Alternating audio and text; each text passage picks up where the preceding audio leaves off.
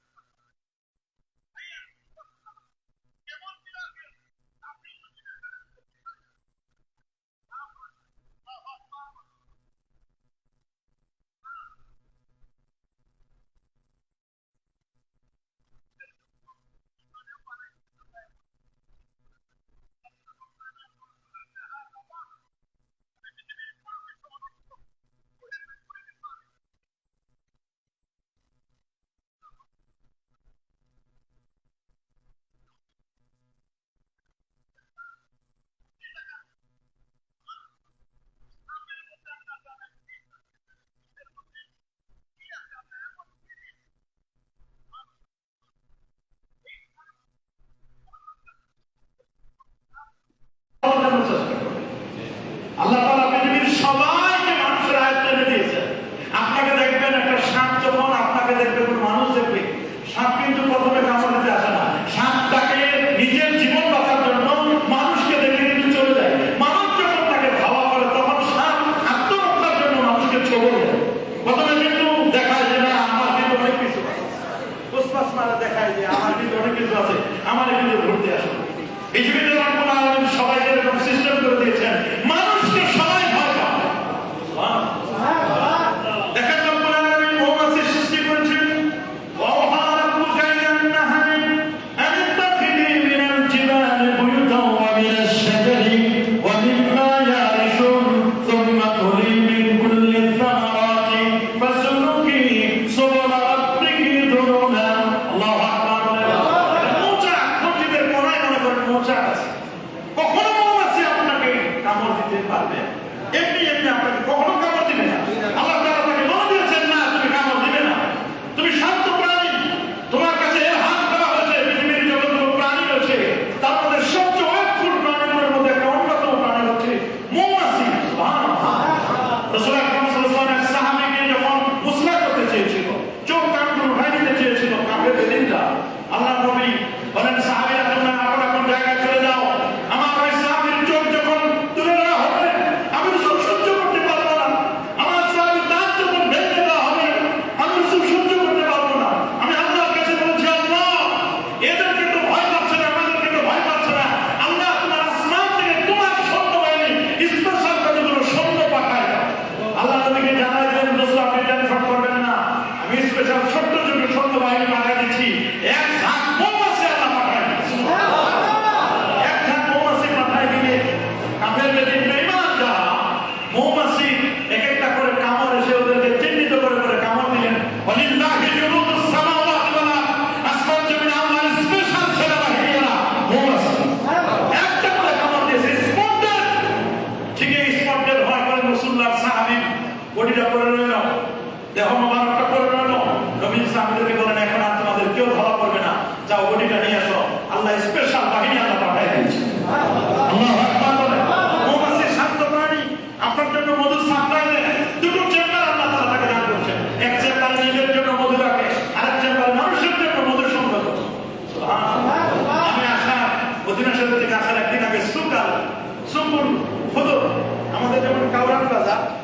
ঠিক ওই দেশের হলো সুকুর খুদরে গিয়া। তো সুকুর খুদরে গিয়ে আমাদের বলেন যে হুজুর সোহাইল অঞ্চলের মধু ইয়ামানের মধু আল্লাহু আকবার, কি মধু! মনে হয় আঠারো, এত আঠারো, হাতে দিলেও মনে হয় যে খামির আটা, খামির করে যেমন এরকম খামিরের মতো এত মধু। আমার জীবনে এত মধু, এইরকম টেস্টি মধু আমি খাই। আল্লাহু আকবার। আমাকে বললো যে আপনি আধা কেজি নিলে 800 রিয়াল, তার মানে 24,000, প্রায় 25,000 সামথিং আধা কেজির কথা।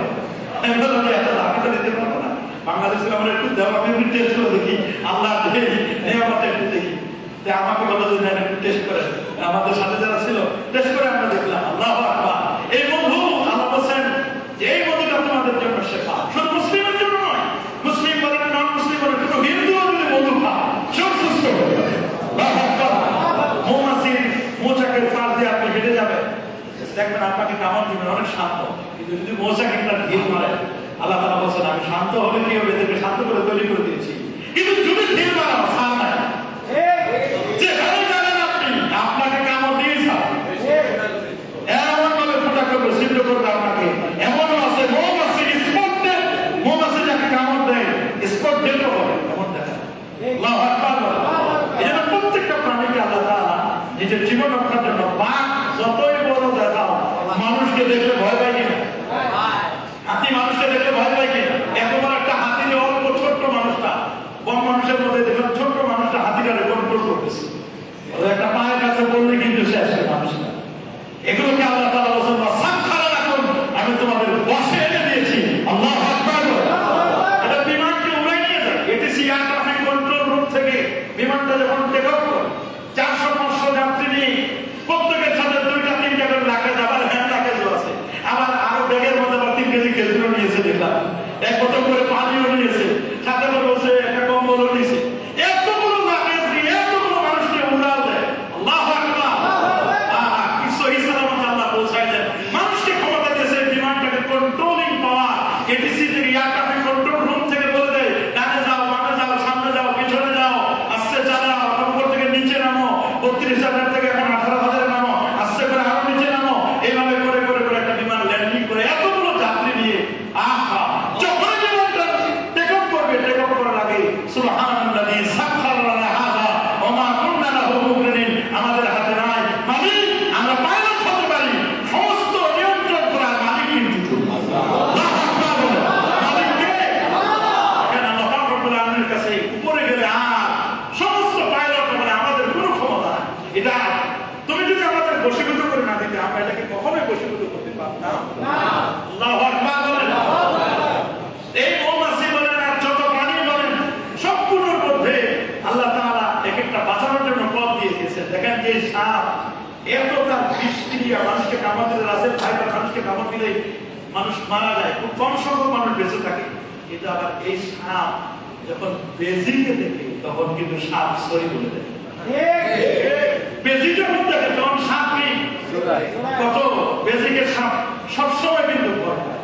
সাপ আর বেজির মধ্যে যুদ্ধ হয়, দ্বন্দ্ব হয়, কলহ হয়, কারণ বেজি এক ধরনের বিশেষ গাছের শেকড় খায়। কি খায়? শেকড় খায়। ওই শেকড়ের কারণে বেজিকে যদি সাপ 1000 ঠোকর মারে, কামড় দেয়, কখনোই সাপের কামড়ে বেজি মরবে না। আল্লাহু আকবার। সাপের কামড়ে কি মরবে না? দেখেন, এটা রুল অফ অ্যাকশন আল্লাহ তাআলা করে দিয়েছেন এই পৃথিবীর মধ্যে। শুধু তাই নয়, আশ্চর্য হবার বিষয়, ঘোড়াকে যদি সাপে কামড় দেয়, ঘোড়াও কখনো মরবে না। পৃথিবীর দুটো প্রাণী আছে, যে প্রাণী দুটো রব্বুল আলামিন এমন করে সৃষ্টি করে দিয়েছেন, এক হলো সাপ আর এক হলো ঘোড়া। ঘোড়া এবং সাপ, ঘোড়া এবং বেজি, বেজি বলেন আর সাপ বলেন। সাপ এবং বেজির সাথে যেমন সম্পর্ক সম্পূর্ণ, দাঁত ও মারপূর্ণ সম্পর্ক, যেমনি ভাবে আমাদের সম্পর্ক রব্বুল আলামিন এরকম করে দিয়েছেন ঘোড়া এবং সাপকে। সাপ যদি কখনো ঘোড়াকে কামড় দেয়, 100টা ছবল মারে, তবু ঘোড়ার কোনো ক্ষতি হবে না। আল্লাহু আকবার। সাপ যদি বেজিকে ছবল মারে, কখনো কোনো ক্ষতি হবে না। কারণ হলো সাপের ছোবলে ঘোড়ার শরীরে তৈরি হয় হায়ার অ্যান্টিবায়োটিক, যে বিষটা সে প্রয়োগ করে ঘোড়ার মধ্যে, ওটা সাথে সাথে প্রতিষেধক হয়ে যায়। কি হয়ে যায়? প্রতিষেধক হয়ে যায়, প্রতিরোধী অ্যান্টিভেনম হয়ে যায়। আল্লাহু আকবার। কি হয়ে যায়? এটা অ্যান্টিভেনম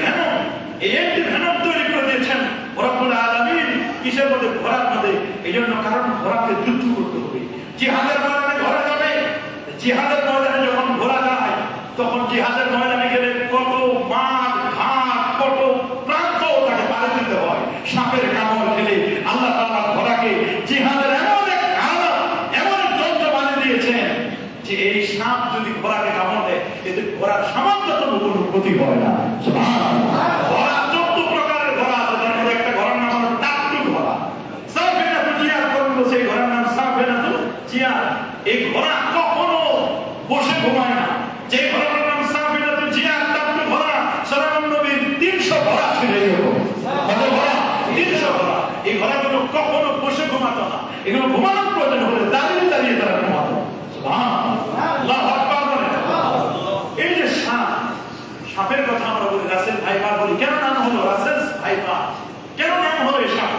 1726 সালের 6 ফেব্রুয়ারি স্কটল্যান্ডের এডিনবার্গে জন্মগ্রহণ করে একজন সার্জন ছিল এবং তিনি ছিলেন প্রকৃতিবিদ প্যাট্রিক রাসেলের নাম থেকে এই সাপটার নাম হলো রাসেল ভাইপা। প্যাট্রিক রাসেল, কি নাম? প্যাট্রিক রাসেল। 1781 সালের পর প্যাট্রিক রাসেল তিনি এই সাবকন্টিনেন্টে এসেছিলেন, ভারত উপমহাদেশে ছিলেন। আসার পরে তিনি গবেষণা শুরু করলেন। তিনি ছিলেন একজন জুওলজিস্ট, প্রাণী জগতের এক্সপার্ট ছিলেন তিনি। এসে তিনি দেখেন বিশেষ করে কন্ট্রাক্ট ইস্ট ইন্ডিয়া কোম্পানির যারা কর্মকর্তা ছিল তাদের অনেকেই সাপের কামড়ে মারা গিয়েছিল। তিনি এদের খুঁজতে লাগলেন যে কোন ধরনের সাপের বিষটা কেমন হতে পারে। তিনি এ নিয়ে গবেষণা করলেন। বিশেষ করে তিনি যে সাপটি প্রাণঘাতী সাপ, সেই সাপ নিয়ে যখন তিনি গবেষণা করলেন, গবেষণা করার পরে এক পর্যায়ে কাতুপা রেকুলাপোদা তিনি একটি সাপ দেখলেন এবং এটা নিয়ে তিনি গবেষণা করলেন। বর্তমান এই সাপের নাম তারা ওই রাসেল, যেহেতু এটা কি করছেন, গবেষণা করছেন, তার গবেষণা পত্র তৈরি করেছিলেন। ওই সাপকে কেন্দ্র করে তার মৃত্যু হয়েছে। সাপকে কেন্দ্র করে কি তার মৃত্যু হয়েছিল। এই মৃত্যুকে কেন্দ্র করে মানুষ বলল যে এই সাপটাকে কেন্দ্র করে গবেষণা করতে গিয়ে যেহেতু এটা মৃত্যু হয়েছে, এই জন্য ওই রাসেলের নামটাকে স্মরণ করার জন্য আমরা তার নাম রেখে দিলাম রাসেল ভাইপা। কি নাম রেখে দিয়েছে? রাসেল ভাইপা। একজন ব্যক্তির নাম হলো রাসেল, কি নাম? রাসেল ভাইপা। এই সাপটাকে উনি গবেষণা করেছেন এই সাপকে নিয়ে, এই জন্য তার নামে কিন্তু এটাকে রাখা হলো রাসেল ভাইপা। নবী পাক সাল্লাল্লাহু আলাইহি ওয়াসাল্লামের ব্যাপারে দালাইলুন নবুওয়াতের মধ্যে অসংখ্য হাদিস রয়েছে। নবী পাক সাল্লাল্লাহু আলাইহি ওয়াসাল্লাম যখন হিজরতে যখন গার সাউরে গেলেন, সুবহানাল্লাহ, যদি হাদিসটির ব্যাপারে ওলামায়ে কেরাম বিভিন্ন ধরনের বক্তব্য দিয়েছেন। কেউ বলছেন যে এই হাদিসটি মুনকার করেছেন, কেউ দঈফ করেছেন। রাসূল আকরাম সাল্লাল্লাহু আলাইহি ওয়াসাল্লাম তিনি যখন গার সাউরে গেলেন, সাউর, সুবহানাল্লাহ, হিজরতের পাহাড়টি মক্কা শরীফ থেকে খুব বেশি দূরে নয়, মাত্র 3 থেকে 3.5 কিলোমিটার দূরে। সেই গার সাউর দেখতে একটা বলদের মতো, দেখতে কিসের মতো? বলদ মনে হয়, একটা বলদ মনে হয়। বলদের উপরে যে চুট আছে না, দেখতে ওইরকম সেম টু সেম। পাহাড়টা দূর থেকে কেউ দেখলে মনে হয় একটা বলদ মনে হয় দাঁড়া গেছে। এই জন্য পাহাড়টার নাম দিয়েছে গারে সাউর। কি নাম দিয়েছে? গারে সাউর। গারে সাউর। তার পাশের যে পর্বতটি সেটার নাম হলো গারে হেরা। কি নাম? এটা সবচেয়ে উঁচু পাহাড়, সবচেয়ে বড় যে পাহাড়টা, এই পাহাড়টির নাম হলো গারে সাউর। কি নাম? গারে সাউর। আর গারে হেরা বা জাবালে নূর, পুরো পাহাড়টার নাম জাবালে নূর। আর পাহাড়ের ভিতরে একটা গর্ত আছে, সেই গর্তটার নাম গারে হেরা। ওইখানে নবীজি ধ্যানমগ্ন থাকতেন, আমাদের কষ্ট হয়ে যেত। ওইখানে আমরা ভিতরে ঢুকে ওই জায়গায় নামাজ পড়া আল্লাহ তৌফিক দান করেছিলেন। আল্লাহ নবী যেখানে বসে ধ্যানমগ্ন ছিলেন 16 কিংবা 17 মাস পর্যন্ত, কেউ বলছেন আরো বেশি সময় পর্যন্ত নবী যেখানে ধ্যানমগ্ন থাকতেন সেই পাহাড়ের গুহায়। জিবরিল আমিন সেখানে এসেছিলেন। কোরআন নাযিল হয়েছিল, সূরাতুল আলাকের প্রথম 5টি আয়াত নাযিল হয়েছিল। আল্লাহু আকবার। সেই পাহাড়ের কথা, পাহাড়ে কিন্তু সাপের বসবাস স্বাভাবিক নিয়ম। নবী পাক সাল্লাল্লাহু আলাইহি ওয়াসাল্লাম তিনি যখন আবু বকর সিদ্দিক রাদিয়াল্লাহু তাআলা আনহুকে সঙ্গে করে নিলেন, নিয়ে যখন গারে সাউরে ঢুকলেন, গারে সাউর ওই পাহাড়ের ভিতরে ঢুকলেন। ঢোকার পরে দেখলেন যে কতগুলো গর্ত হয়ে গেছে, সেই গর্তগুলোতে সাপ বিচ্ছু থাকতে পারে। তিনি স্বাভাবিকভাবে রুমাল পরতেন, পাগড়ি পরতেন। সে পাগড়ি এবং রুমালগুলো টুকরো টুকরো টুকরো টুকরো টুকরো করে বিভিন্ন গর্তের মধ্যে গর্তগুলো বন্ধ করে দিলেন। গর্তগুলো বন্ধ করে দেওয়ার পরে দেখলেন দুটো গর্ত এখনো বাকি রয়েছে। কাপড় শেষ, কঠিন একটি মুহূর্ত। রাসূল আকরাম সাল্লাল্লাহু আলাইহি ওয়াসাল্লামকে যেখানে দারুন নাদওয়া তাদের কাফেরদের পার্লামেন্টে বসে সিদ্ধান্ত নিল দারুন নাদওয়া আমরা যে আজিয়ান গেট আছে বাদশার বাড়ি যেখানে ইমামরা ঢুকে জানাজার রাত যেখানে জানাজা পড়ানো হবে সেই জায়গার ওই গেটের সামনে ওইখানে আবু জাহাল উতবা সাহেবা সিদ্ধান্ত নিল আজকে রাতের মধ্যে মুহাম্মদ সাল্লাল্লাহু আলাইহি ওয়াসাল্লামকে আমরা আজকে হত্যা করব। যে তাকে হত্যা করে কল্লা বেঁধে দিতে পারবে তাকে 100 থেকে 1000 উট তাকে পুরস্কার দেওয়া হবে। রাসূল আকরাম সাল্লাল্লাহু আলাইহি ওয়াসাল্লাম বুঝতে পারলেন আল্লাহর নির্দেশে তিনি আবু বকর সিদ্দিক রাদিয়াল্লাহু আনহু আগে বলেছিলেন আমরা হিজরত করব। তিনি রাসূল আকরাম সাল্লাল্লাহু আলাইহি ওয়াসাল্লামের সাথে আল্লাহ নবীর সাথে আবু বকর সিদ্দিক রাদিয়াল্লাহু আনহু হিজরতের পথে রওনা হলেন। গাড়ি সাউরে গিয়ে অবস্থান করলেন। আবু বকর সিদ্দিক রাদিয়াল্লাহু আনহু সব কর্তব্য বন্ধ করলেন, মাত্র দুটো কর্তব্য বাকি ছিল। তিনি চিন্তা করলেন নবীজিকে বললেন হুজুর আপনি একটু অপেক্ষা করুন, আমি ভিতরে যাই অবস্থাটা দেখি। সব কর্তব্য হুজুর বন্ধ, মাত্র দুটো কর্তব্য বাকি আছে। হুজুর আমি আবু বকর চলে গেলে শুধু কিছু হবে না, আপনি আখেরি পয়গম্বর, আপনি নবী, আপনার সামান্যতম কষ্ট হবে আমি আবু বকর সহ্য করতে পারবো না। ইয়া রাসূলুল্লাহ আপনি অনেক কষ্ট করেছেন, সফর করে আসছেন, তার দুটো পা দুটো গর্তের মধ্যে দিয়ে দিলেন। আর রাসূল আকরাম সাল্লাল্লাহু আলাইহি ওয়াসাল্লাম বলে আপনি এখন আসুন। হুজুর আপনি সফর করেছেন, সফর করে এসেছেন, নবীজিকে বলা হলো আপনি একটু এখানে একটু বিশ্রাম নিন। আল্লাহর নবী আবু বকর সিদ্দিক রাদিয়াল্লাহু তাআলার উরুর করে তিনি বিশ্রাম নিচ্ছিলেন। নবীরা ঘুমাইলে তাদের কলব জাগ্রত থাকে। সুবহানাল্লাহ। রাসূল বলেছেন জান্নাতু আইনি ওয়ালা ইয়ানামু কলবি ওয়ালা মুহাম্মদ শুনে নাও আমি যখন ঘুমিয়ে যাই তোমরা তো ঘুমাও রে, আমিও ঘুমাই। আমি ঘুমাইলে আমার কলবটা জাগ্রত থাকে, চোখ ঘুমায় আমার কলব সদা জাগ্রত থাকে। তোমরা কে কি করছো আমার কলবের মধ্যে সবগুলো খবর আসে যায়। আমি রাসূল যখন জান্নাতে দাঁড়াই আল্লাহ জান্নাত এবং জাহান্নামের খবর আমি বলে দিতে পারি। ইন্নিয়াল জান্নাত ওয়ান নার ফি মাকামি হাযা, আমি জান্নাতে দাঁড়াই আল্লাহর জান্নাতের খবর আমি তোমাদের বলে দিতে পারি। শুধু জান্নাতের খবর না, আমি নবী সামনে যেমন দেখি আমি নবী পিছনেও তেমন দেখি। পিছনের কার কি অবস্থা, আলা রুকুইকুম ওয়া আলা খুশুইকুম, তোমাদের রুকুর অবস্থা কেমন, খুশুর অবস্থা কেমন, আমি রাসূল সেটাও তোমাদের বলে দিতে পারি। সুবহানাল্লাহ। সেই নবীজি আবু বকর সিদ্দিক রাদিয়াল্লাহু আনহু হুজুর আপনি একটু বিশ্রাম নেন। নবী বলেন আমি ঘুমিয়ে পড়লাম। আবু বকর সিদ্দিক রাদিয়াল্লাহু তাআলা আনহু নবীকে আরাম ফরমাচ্ছেন, নবীর যেন কষ্ট না হয়, নবীর মাথাটা মাসাজ করে দিচ্ছেন। নবী ঘুমাচ্ছেন আরামে। আর এদিকে একটা সাপ ছিল গর্তের ভিতরে। সাপটা টার্গেট ছিল আল্লাহর নবীকে সালাম দিবে। আল্লাহু আকবার। আল্লাহর নবীকে সালাম দিবেন, নবীর সাথে মুলাকাত করবেন, সাক্ষাৎ করবেন। দাওয়ায়ে নবুওয়া ইমাম বাইহাকী নকল করেছেন। যদিও এর সনদ নিয়ে অনেকে অনেক বক্তব্য দিয়েছেন, শিক্ষণীয় বিষয় রয়েছে। নবীকে গাছে চিনে, মাছে চিনে, পাহাড় পর্বত চিনে। সেই নবীকে চিনে না এমন কেউ নাই। হযরত আলী রাদিয়াল্লাহু আনহু হাদিস বর্ণনা করেছেন মা মিন শাজারিন ওয়ালা হাজারিন, এমন কোন গাছ নাই, এমন কোন পাহাড় নাই, এমন কোন পাথর নাই। আমি দেখছি নবী শুধু বলেন ওয়া আলাইকুমুস সালাম, ওয়া আলাইকুমুস সালাম, ওয়া আলাইকুমুস সালাম। নবীজিকে বললেন ইয়া রাসূলুল্লাহ আপনি কার সালামের জবাব দিচ্ছেন? রাসূল বলেন সবাই তো আমাকে চিনে, আমাকে সালাম দিচ্ছে, আমি জবাব না দিয়ে পারি কেন? আল্লাহু আকবার। নবীকে সবাই চিনে, নবীকে সাপ পর্যন্ত আল্লাহ নবীকে চিনে। সাপ নবীকে সালাম দেওয়ার জন্য বেকুল হয়ে গেছে, কিন্তু বাধা হচ্ছে আবু বকর সিদ্দিক রাদিয়াল্লাহু আনহুর কদম, তার পা দিয়ে তিনি রক্ত আটকায় রাখছেন। এজন্য তার টার্গেটে পায়ে দংশন করছেন, দংশন করে বুঝাতে চাচ্ছেন সাপ রাসূলের ঘাম দিয়ে গেছে। আল্লাহু আকবার। আল্লাহ নবীর ঘ্রাণ সবাই পায়, কিন্তু যারা মুনাফিক তারা পায় না। নবীর সাথে যারা মুস্তাফি করে, বেয়াদবি করে, তারা রাসূলের ঘ্রাণ পাবে না। রাসূলের সম্মান তারা কখনো বুঝবে না। রাসূলের সাথ বুঝতে গেলে তোমার দিলটা মদিনাওয়ালার সাথে লাগাই দাও, নবীর সাথে লাগাও, দেখবা দিল যদি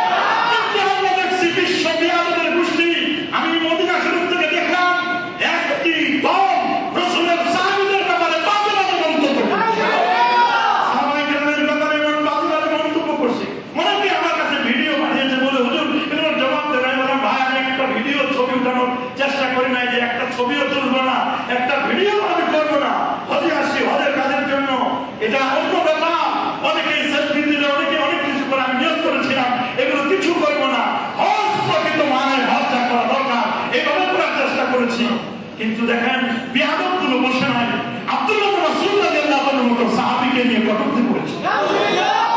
এই কয়েকদিন আগে অবাক করার মতো সে আব্দুল্লাহ ইবনে মাসউদ রাদিয়াল্লাহু আনহুর মতো ব্যক্তি রাইসুল ফুকাহা আল্লাহু আকবার আমার নবীর গর্বিন আমতে যাওয়ার পারমিশন ছিল যে সাহাবী তিনি আব্দুল্লাহ ইবনে মাসউদ রাদিয়াল্লাহু আনহু আল্লাহু আকবার রাসূলের ঘরে যাওয়ার একমাত্র বিনা অনুমতিতে পারমিশন ছিল যে সাহাবী তিনি রাইসুল ফুকাহা আব্দুল্লাহ ইবনে মাসউদ রাদিয়াল্লাহু আনহু সেই রাসূলের কলিজার টুকরা ফাতেমাতুজ জাহরা রাদিয়াল্লাহু তাআলা আব্দুল্লাহ ইবনে মাসউদকে দেখে সরে যেতেন। আল্লাহু আকবার ফাতেমা রাদিয়াল্লাহু তাআলা প্রতি বছর দেখতাম ফাতেমা রাদিয়াল্লাহু তাআলা কবরের সামনে দেখতাম শিকল দিয়ে ঘিরে রাখতো। এবার একটু উল্টো চিত্র দেখলাম আশিক রাসূলটা সেখানে যেতে পারতো না। এবার দেখলাম সব বন্ধ করে দিয়েছে, শুধু ফাতেমা রাদিয়াল্লাহু তাআলা কবরের সামনে দিয়ে হাজিরা যেতে পারে, উসমান রাদিয়াল্লাহু তাআলা যেতেই দেয় না, অন্য কোথাও যেতে দেয় না, একটু আলাদা করে দিয়েছে। দেখলাম অনেক হাদিস দেখতেছে চোখের পানি ফেলতেছে। ফাতেমা রাদিয়াল্লাহু তাআলা কবরের সামনে ছোট্ট একটা কবর দেখা যায়, তার কলিজার টুকরা সন্তান ইমাম হাসানকে কোলে করে ঘুমাতো। আমার মনে হয় কবরের পাশে কেউ যদি চোখ বন্ধ করে মনে হয় দেখা যায় এখন ইমাম হাসান জিন্দা ডাকতেছে হুসাইন শহীদদেরকে। আমার ভাই তিনি বলতেছেন ইমাম হাসান রাদিয়াল্লাহু তাআলা আমার ভাই হুসাইন আমার নানা রেখে যাওয়া ইসলামের জন্য জীবন দিয়েছে, তোমরা আজকে কেন এই অবস্থায় আমার নানা ইসলামের উপর আমার নানার চৌবকপ্রাপ্ত সাহাবীদের ব্যাপারে বিষজ্ঞা করছে আর তোমরা চোখ খুলে দেখতেছো, তোমাদের কোনো প্রতিবাদ নেই। আজকে সাহাবায়ে কেরামের ব্যাপারে বিষজ্ঞা করা হচ্ছে, সাহাবায়ে কেরামের সমালোচনা করা হচ্ছে। সমস্ত সাহাবীগণ সত্য ও ন্যায়ের উপর প্রতিষ্ঠিত ছিলেন। সুবহানাল্লাহ। আহলে সুন্নাহ ওয়াল জামাতের আকীদা স্পষ্ট করে হুব্বুহুম ঈমানুন ওয়া দীনুন ওয়া ইহসান, সাহাবায়ে কেরামকে ভালোবাসা ঈমান, দ্বীন এবং ইহসান।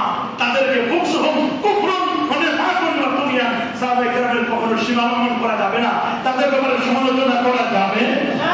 কি বলেন যাবে না? কি সমালোচনা করা কখনোই যাবে না। আমরা কেবল সাহাবায়ে কেরামদের সমালোচনা করব না। রাসূল আকরাম সাল্লাল্লাহু আলাইহি ওয়াসাল্লাম তিনি খুব চমৎকার করে বলে দিয়েছেন যে ব্যক্তি সাপের হয়ে সাপ হত্যা করবে না। একজন ব্যক্তি সাপকে দেখলো অথবা সাপ দেখার পরে যদি সাপকে সে হত্যা না করে, রাসূল বলেন আলাইসা মিন্না, সে লোকটা আমার অন্তর্ভুক্ত নয়। রাসূল বলেন উক্তুলুন নাজির কাবলা নিজা, সাপ থেকে কষ্ট দেওয়ার আগে সাপকে মেরে ফেলো। সাপ কি করো? সাপ মারলেও সওয়াব আছে। তবে সব সাপ না, সব সাপ নয়, সব সাপ মারা যাবে না, কিছু কিছু সাপ মারতে হবে। রাসূল বলে দিয়েছেন যে ব্যক্তি সাপের ভয়ে সাপ হত্যা করলো না সেজন্য আমার শরীয়তের অন্তর্ভুক্ত নয়। সুনান আবু দাউদের 5249 নম্বর হাদিসে বলেছেন রাসূল বলেছেন তোমরা সকল প্রকার সাপ মেরে ফেলো। উক্তুল হাইয়া, সকল প্রকার সাপ কি করো? মেরে ফেলো তোমরা। বিশেষ করে যে সাপের পিঠে কালো রেখা বিশিষ্ট কতগুলো দাগ রয়েছে এবং লেজ কাটা সাপ, এই দুটো সাপকে তোমরা অবশ্যই মারবে। কেন? এই সাপের দিকে যদি তুমি তাকাও, সাপের চোখ আর তোমার চোখ যদি মিলে যায়, তোমার চোখের জ্যোতি নষ্ট করবে। এমন ভাবে বিষকে সে স্প্রে করতে পারে দূর থেকে। এই রাসেল ভাইপার বলেন, অজগর বলেন, এই সাপগুলো দূর থেকে, কেউ বলছেন 300 মিটার 500 মিটার দূর থেকে সাপ তার চোখের মধ্যে যে বিষ আছে বিষটাকে স্প্রে করতে পারে। শুধু স্প্রে নয়, রাসূলুল্লাহ 1000 বছর আগে বলে দিয়েছেন ইভেন কোন নারীর পেটের ভিতরে যে গর্ভস্থিত সন্তানটা আছে, সাপ যদি ওই গর্ভের মধ্যে যদি তাকায় তাহলে গর্ভস্থিত সন্তানটা ডেলিভারি হয়ে যেতে পারে। আল্লাহ নবী 1000 বছর আগে বলে দিয়েছেন, বুখারীর 3297 নম্বর হাদিস, রাসূল বলেছেন এই লোরাকার সাপ তোমরা মারবে, পিঠে দুটি কালো রেখা বিশিষ্ট এবং লেজ কাটা সাপ, এগুলোকে তোমরা ছাড়বে না।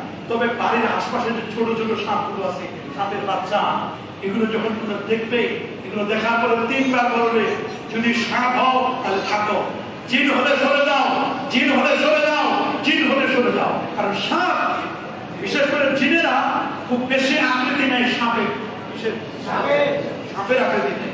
আপনার শুনলে অবাক হবে, এই উপমহাদেশের যে বিখ্যাত মুহাদ্দিস শাহ ওলিউল্লাহ মুহাদ্দিস দেহলভী রাহমাতুল্লাহ আলাইহি, সুবহানাল্লাহ, শাহ ওলিউল্লাহ মুহাদ্দিস দেহলভী রাহমাতুল্লাহ আলাইহি দিল্লির জামে মসজিদ, দিল্লির জামে মসজিদে তিনি তাফসীরের কিতাব লিখতেছিলেন। তাফসীরের কিতাব লিখতে লিখতে একটা সাপ হঠাৎ করে যখন তাকে সবল দিবে এরকম মনে করলেন যে সাপটা ফনা করেছে, তখন তিনি পকেট থেকে একটা ছুরি বের করলেন। কি বের করলেন? ছুরি। এটা ছুরির মতো বের করলেন, এটা ছুরি না, এটা চিরুনি। এরকম ছুরি একটা বের করে সাপের গায়ে এরকম করে আঘাত করে সাপটাকে টুকরো টুকরো করে দিলেন। দুটো টুকরো করে দিয়ে কয়েক মিনিটের মধ্যে দেখলেন যে একদল পুলিশ চলে আসছে তাকে গ্রেফতার করার জন্য। বলে নলিউল্লাহ বের হও, তুমি খুনির আসামি। কিসের আসামি? বলে আমি কাকে খুন করেছি? বলে তুমি একটু আগে একজন ব্যক্তিকে তুমি খুন করেছো, আমাদের মুরব্বীকে খুন করেছো। বলে তোমাদের আবার মুরব্বী তোমরা কারা? বলে আমরা জিনের থানা, জিনের আদালত থেকে আসছি। আমরা জিন পুলিশ। আমরা কি পুলিশ? আমরা জিন পুলিশ, জিনের থানা থেকে আমরা এসেছি। বলে তুমি কাউকে মারামারি বলছো? বলে না। বলে আমি কাউকে কখনো আঘাত করিনি। কেন করবো? মসজিদ বসে আল্লাহর কোরআনের তাফসীর লিখতেছি। বলে তুমি কি একটু আগে একটা সাপ মেরেছো? বলে না, সাপ আমি মেরেছি। ওটাকে আমাকে যখন উপরে উঠানো, ওনা তুললো, যখন চোখগুলো যখন তাকায় দেখলো, তখন আমি ওটাকে দেখলাম যে আমাকে কামড় দিতে পারে না, আমার জীবন রক্ষা করার জন্য আমি এটাকে মেরেছি। বলো হ্যাঁ, এটাই ছিল আমাদের মুরব্বীদের মধ্যে সেকেন্ড ইন কমান্ড। উনি দ্বিতীয় মুরব্বী, প্রথম মুরব্বী আমাদের আছে, উনি দ্বিতীয় মুরব্বী। বলে বাবা, দ্বিতীয় মুরব্বী? বলে উনি ছিল আমাদের জিনদের মধ্যে দ্বিতীয় মুরব্বী। বলে বয়স কত? বলে বয়স তো ওনার 1300 বছর, 1200-1300 বছর হয়ে গেছে ওনার। বলে আচ্ছা, কি জন্য এসেছিল মসজিদে? বলে আপনি যে তাফসীর লিখতেছেন, কত জায়গায় নকতা বাদ হচ্ছে, কত জায়গায় কোনো ভুল হচ্ছে কিনা, উনি এটা দেখার জন্য এসেছেন। উনি খুব ভালো আলেম, জিনদের মধ্যে অনেক বড় মুফতি। আল্লাহু আকবার। অনেক মাদ্রাসায় ইমাম তালবে ইলম পড়ে, জিন তালবে, জিনের স্কুল আছে, জিনের কলেজ আছে, জিনের প্রতিষ্ঠান আছে। আল্লাহু আকবার। মসজিদেও জিন থাকে, মসজিদে কি থাকে? মাদ্রাসায় জিন থাকে, বিভিন্ন জায়গায় জিন থাকে। জিনের নামে কোরআনের সূরা আছে, সূরাতুল জিন। কেউ যদি জিন অস্বীকার করে তার ঈমান থাকবে না। আল্লাহ বলেন ওয়া মা খালাকতুল জিন্না ওয়াল ইনসা ইল্লা লিয়াবুদুন। মাঝে মধ্যে আমরা বিভিন্ন জায়গায় সফর করি, বিভিন্ন জায়গায় জঙ্গলের পাশ দিয়ে যাই, বিভিন্ন অঞ্চলে যাই, মাঝে মধ্যে দেখি বিড়াল, কুকুর, কালো কুকুর এগুলো আসে, কিছু করলে আবার চলে যায়, সরাসরি চলে যায়। একবার অনেক আগে 2006 সালের দিকে বা 7 সালের দিকে দেখলাম পুরো গাড়ি সহ আমরা গরম হয়ে যাচ্ছি, পুরো এলাকা। এবং এরকম কেন হলো হঠাৎ করে? পরে কয়েকবার সূরা ফালাক এবং সূরা নাস করে আউযু বিকালিমাতিল্লাহিত তাম্মাতি মিন শাররি মা খালাক, আউযু বিকালিমাতিল্লাহিত তাম্মা, সাবধানের দোয়া, আউযু বিকালিমাতিল্লাহিত তাম্মাতি মিন শাররি মা খালাক, এগুলো কয়েকবার যখন করলাম দেখলাম গাড়ি নিচে আগের মতো হয়ে গেল। গাড়ি হঠাৎ করে থেমে যায় মাঝে মধ্যে। এরকম জিনদের ওয়াদিয়ে জিন আছে, মদিনা মনোহরা থেকে 43 কিলোমিটার দূরে ওয়াদিয়ে জিন। আল্লাহু আকবার। বহুবার যাওয়ার আমার সুযোগ হয়েছে, আল্লাহ তাআলা ওয়াদিয়ে জিনে দিয়েছি আমরা। হেরেম যখন হেরেমের দিকে মাগরিবের আযানের আধা ঘন্টা আগে মানুষদেরকে ধাক্কায় ধাক্কায় হেরেমের দিকে পাঠায় দিচ্ছে। আল্লাহু আকবার। অথচ কারো কোনো অস্তিত্ব খুঁজে পাওয়া যায় না। কি অবাক করা অদৃশ্য সেখানে, অবাক করা কাহিনী। ওয়াদিয়ে জিন সে জায়গায় গাড়ি স্টার্ট বন্ধ, দোল বন্ধ, অথচ গাড়ি আপনার 120 পর্যন্ত উল্টো পথে চলতেছে। সুবহানাল্লাহ। নিজে আমি সাক্ষী হয়ে বহুবার পরে চিন্তা করলাম, দেখি যে ছোট গাড়ি এরকম, বড় গাড়ি দেখি, বড় বাস নিয়ে গেলাম আমরা, সেখানে সেম অবস্থা, স্টার্ট বন্ধ অথচ চলতেছে। এটাকে বলা হয় ওয়াদিয়ে জিন। আল্লাহ নবী ব্যারিকেড দিয়েছিলেন, আব্দুল্লাহ ইবনে মাসউদকে বলেছেন, আব্দুল্লাহ আমি আমার জিবরিলের সাথে একটু কথা বলতে চাই, তুমি এখানে থাকো। আব্দুল্লাহ ব্যারিকেড দিয়ে দিলেন, একটা রাউন্ড দিয়ে দিলেন, এটা ক্রস করবে না, এটা যদি ক্রস করো জিনেরা তোমাদেরকে ধরে ফেলবে। হযরত আব্দুল্লাহ ইবনে মাসউদ বলেন, আমি নবীর দামান ক্রস করলাম না, আমি রয়ে গেলাম। আমি দেখতেছি চতুর্দিকে ধরার জন্য আমাকে ওর পেতে বসে আছে, আমি যদি বড় ক্রস করে আমাকে ধরে ফেলবে। রাসূলুল্লাহকে জীবন করে আসলেন, বলে আব্দুল্লাহ তুমি কি বড় ক্রস করেছো? বলে হুজুর আমি অনেক কিছু দেখেছি, কিন্তু হুজুর বড় ক্রস করে নাই, বড় ক্রস করলে আমাকে মনে হয় ওরা ধরে ফেলবো। নবীজি বলছেন, আমি দেখলাম কত শত জিন এসেছিল আমার সাথে দেখা করার জন্য, আমি যে রাউন্ড দিয়ে দিছি, কিন্তু এই রাউন্ড ক্রস করতে পারে না, এই রাউন্ড করে ক্রস কখনো করতে পারবে না। আল্লাহ নবীর সাথে জিনেরা সাক্ষাৎ করেছে। মসজিদে জিন আছে, আপনারা জানেন, মসজিদে জিন মসজিদ, মক্কা শরীফের মসজিদে জিন আছে, জিন মসজিদ। আপনার জান্নাতুল মুআল্লা ওটার পাশে একটা মসজিদ আছে, মসজিদে জিন। জিনেরা রাসূলুল্লাহর পিছনে নামাজ পড়েছিল, রাসূলুল্লাহর কাছে নামাজ পড়ে রাসূলের পিছনে নামাজ পড়েছে জিনেরা। জিনেরা নামাজ যেমন পড়েছে রাসূলুল্লাহর কাছে কোরআন তেলাওয়াত করছি, ইন্না সামি'না কুরআনান আজাবা, আমরা আজব কোরআন শুনলাম। সুবহানাল্লাহ। রাসূলুল্লাহ তেলাওয়াত করেন, জিনেরা শুনলো নবীর তেলাওয়াত শুনে 44 জন জিন এই নাসিমান নামক জায়গায় 44 জন জিন কালেমা করে মুসলমান হয়েছে। সুবহানাল্লাহ। শাওলের মুহাদ্দিস দেলবিকে বলা হলো, আপনি সাপ মারেন নাই, আপনি সেকেন্ড ইন কমান্ড জিন পেয়েছেন, চলেন আপনি ফাঁসির আসামি, আপনার নামে রায় হয়ে গেছে আদালতে, আপনার যদি কোন সে থাকে, কোন বক্তব্য থাকে আপনি বলতে পারেন। বলে ভাই আমি তো কোন জিন মারি নাই, কাউকে মারি নাই, আমি মেরেছি একটা সাপ। কি মেরেছি? সাপ মেরেছি, আমার কেন বলা? বলে না, তোমার ফাঁসি হয়ে গেছে, মানে রায় হয়ে গেছে, এখন বাকি শুধু বাস্তবায়ন করার জন্য এখন আমরা প্রস্তুত আছি। বলে তোমার যদি কোনো বক্তব্য থাকে তোমাকে 5 মিনিট সময় দেওয়া হবে। তিনি 2 রাকাত নামাজ পড়লেন, মুনাজাত করলেন, মুনাজাত করার পরে বললেন আমি কিছুই বলবো না, আমি শুধু আল্লাহর নবীজি সহিহ বুখারী থেকে একটি হাদিস আমি তেলাওয়াত করব। সুবহানাল্লাহ। শাওলিল্লাহ মুহাদ্দিস দেলবি রাহমাতুল্লাহ আলাইহি তিনি একটি হাদিস তেলাওয়াত করলেন, তেলাওয়াত করে তিনি বললেন মান গায়্যারা সূরাতাহু ফাকাদ হাদারা আলাইহি দাম, যদি সূরাতকে চেঞ্জ করার পরে যদি দেখা যায় তার শেকেল, তার অবয়বটা চেঞ্জ করেছে, অন্য একটা পোশাক পরে এসেছে, মনে করেন আমি যেভাবে আসছি 1 মাস পরে যদি একটা বাঘের মনে করেন চামড়া গায়ে দিয়ে আসতাম, মানুষ মনে করেন একটা বাঘ আছে, লাঠি নিয়ে লাড়া দিত না, কি বলতে দিত না? আর যদি কোনো কারণে অবস্থা এটা সত্যিই বাঘ, কিন্তু আসলে তো বাঘ না, এই যদি আমাকে মেরে ফেলা হতো, আমার পরিবারের পক্ষ থেকে কোনো ধরনের কোনো শেষ ছিল না, আমি সূরত চেঞ্জ করে আসছি। সূরত কি করে আসছি? চেঞ্জ করে আসছি। কিন্তু রাসূলুল্লাহ এই হাদিস যখন বললেন, ওনাদের যে ফার্স্ট কমান্ডের মুরব্বি যিনি ছিলেন, উনি বলেন সাদ্দাক্তা, তুমি সত্য বলেছো। হাকাদা সামিতু মিন মাজলিসে রাসূলুল্লাহ সাল্লাল্লাহু আলাইহি ওয়াসাল্লাম, এরকম সত্য বক্তব্য আল্লাহর নবীর মজলিসে বসে আমি শুনেছি। সুবহানাল্লাহ। শাওলিল্লাহ মুহাদ্দিস দেলবি হোসেন থরথর করে আমি কাঁপতে লাগলাম, থরথর করে আমার কম্পন তৈরি হয়ে গেল। আমি বললাম তাহলে আপনি নবীর মজলিসে বসে শুনেছেন? আপনি নিঃসন্দেহে সাহাবীজি ওলামায়ে কেরামদের মধ্যে ইখতিলাফ আছে। শাওলিল্লাহ মুহাদ্দিস দেলবি রাহমাতুল্লাহ আলাইহি সাহাবী চিনতে গেছেন, তিনি কি তাবিঈ কিনা? সাহাবীদের সাথে তাবিঈ হয়, কিন্তু না, তাবিঈ হওয়ার জন্য শর্ত হলো একবার মানুষ সাহাবী দেখতে হবে। সুবহানাল্লাহ। জিন সাহাবী দেখলে কেউ তাবিঈ হতে পারবে না। এই অনেক বক্তব্য আছে এগুলো নিয়ে, শুধু শিক্ষার জন্য আমরা এতটুকু ঘটনা আমরা বলছি, এটা অথেন্টিসিটি নিয়ে অনেক কথা আছে, অনেকে অনেক রকমের বক্তব্য দিয়েছেন, তিনি তাবিঈ হবেন কি হবেন না। সে কথাটা হলো যে কখনো কখনো সাপ জিনেরা সাপের রূপ ধারণ করে, এটা বুঝবার জন্য আমরা এই ঘটনাটা বলছি। এবং হাদিসে রাসূল সাল্লাল্লাহু আলাইহি ওয়াসাল্লাম এটা যে মানুষের জীবনকেও রক্ষা করতে পারে তার বাস্তব নমুনা হচ্ছে হাদিস। তখন সেকেন্ড ইন কমান্ড বলে, তুমি তো সত্য বলেছো, তুমি যাও, বেকসুর খালাস, ওনাকে আর ফাঁসি দেওয়া হবে না। নবীজির এই হাদিস মুবারাকা শোনার কারণে তাকে ফাঁসি দেওয়া হবে না, বলছে সত্য বলেছো তুমি, এটা তো আমরা সূরত চেঞ্জ করে ফেলেছি। জিনেরা আমাদেরকে দেখে, কে কি অবস্থা আছে, জিনেরা কিন্তু সব দেখতে পায়, আমরা দেখতে পারি না। হাসরের ময়দানে হবে উল্টো, আমরা তাদেরকে দেখবো, ওরা আমাদেরকে দেখতে পারবে না।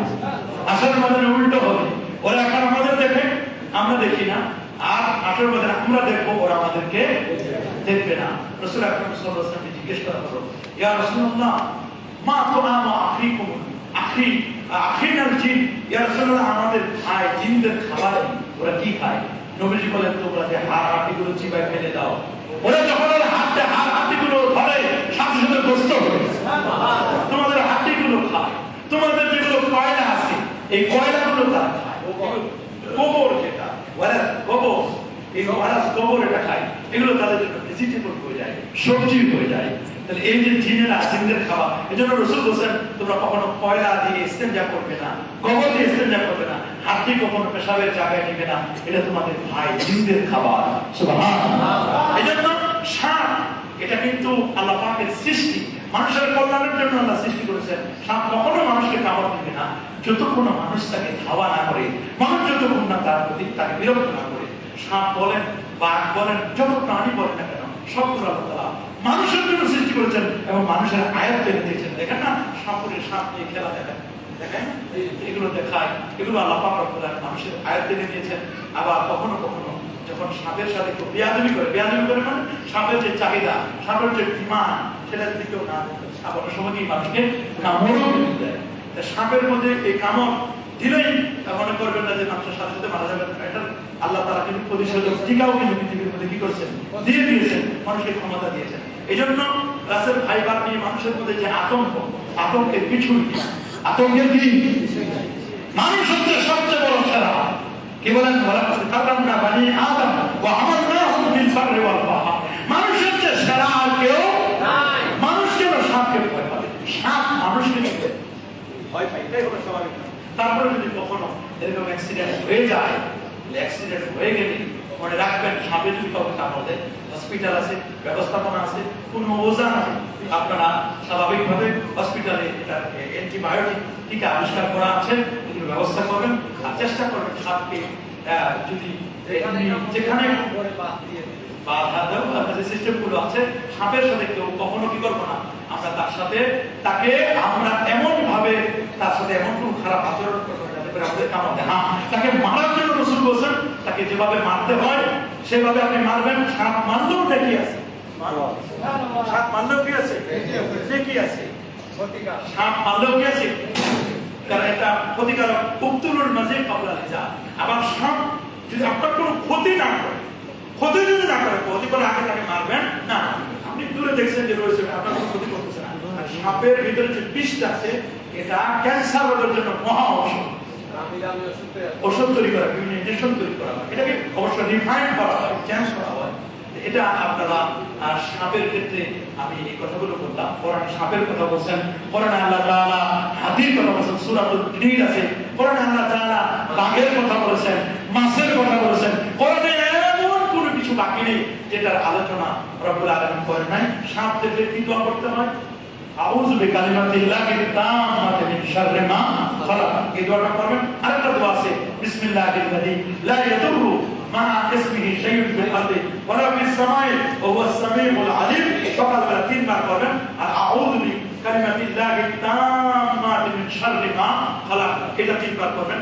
সারাদিন কোনো সাপ, বিচ্ছু, দুষ্ট জিন আপনার কোনো ক্ষতি করতে পারবে না। আবু বকর সিদ্দিক রাদিয়াল্লাহু আনহু যখন সাপে কামড় দিল, ওনার পুরো শরীর একেবারে কালো হয়ে গেল, রক্ত হলো। আল্লাহ নবী ঘুম থেকে জাগলেন, যখন ওনার চোখ থেকে এক ফোঁটা পানি বের হয়ে রাসূলুল্লাহ গায়ের উপরে পড়লো। রাসূল জেগে গেলেন, জেগার পরে বললেন, আবু বকর কি হয়েছে? বলে, আসলে জানি না, দেখলেন সাপে কামড় দিয়েছে, পুরো শরীরের রক্ত কালো হয়ে গেছে। আল্লাহ নবী তার লালা মোবারক থেকে একটু লালা বের করে মাটা বের করে বলেন, যেখানে কামড় দিয়েছে শুধু লালাটা লাগাই দেন, সাথে সাথে সুস্থ হয়। রাসূলুল্লাহ লালা মোবারকের এত দাম, সে লালা মোবারক এখনো আছে, বীরে শেফা। আল্লাহ নবী লালা মোবারক করেছিল বীরে শেফা। নবীজি লালা দিয়েছিলেন, পানি ছিল না, তবে একটু লালা দিলেন, ওই লালা থেকে পানি এমন বের হলো, ওই পানি মরু অঞ্চলে বদল যাওয়ার পথে পানি এখনো আছে, ওই পানিটা এখনো মিষ্টি লাগে। নবীজির লালা মোবারক ওই কূপের মধ্যে ছিল, বীরে শেফা। নাম কি? আমরা বীরে শেফাও গিয়েছিলাম, সেই পানি আমাদের কাছে, আমাদের নজরুল ভাই, আমাদের আলী সাহেব আছেন, আমরা গিয়েছিলাম সেখানে বীরে শেফাও গেছি, পানি খেয়েছি, পানি নিয়েছি আমরা। 3 রোগের জন্য মহৌষধ, 8 রোগের জন্য মহৌষধ, যে নিয়োগ করে এগুলো খায়, আল্লাহ তাআলা তাকে শেফা দান করে। কত শেফা জিনিস হয়ে গেছে, আল্লাহ তাআলা আমাদের জন্য রেখে দিয়েছেন। আল্লাহ সবাইকে কবুল করুন, আল্লাহ তাআলা সবাইকে হেফাজত করুন, সকল প্রকার দুষ্ট প্রকৃতি থেকে আল্লাহ তাআলা আমাদের সবাইকে